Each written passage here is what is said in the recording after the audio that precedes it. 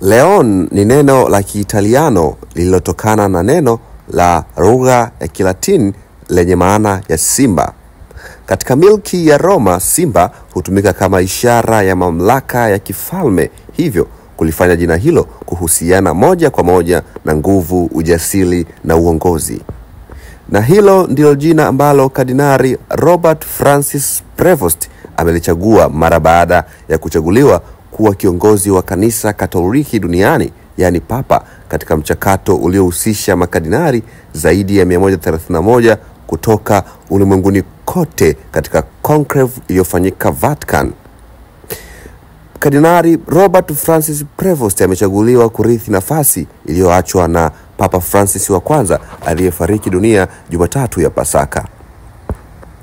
Robert Francis Prevost alizaliwa Septemba 14 mwaka 1955 huko Chicago, Marekani, huku baba yake Ruiz Marius Prevost alikuwa ni mkongwe wa jeshi la wanamaji wa Marekani wa vita ya pili ya dunia na msimamizi wa shule mwenye asili ya mchanganyiko wa Italiano na Ufaransa, huku mama yake Mildred Martinez alikuwa mhudumu wa maktaba mwenye asili ya Uhispania.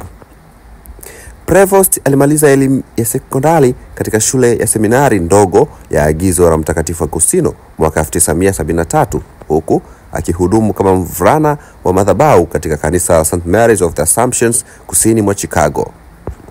Prevost alipata shahada ya kwanza, yani degree ya sayansi katika hisabati katika chuo kikuu cha Villanova mwaka 1977.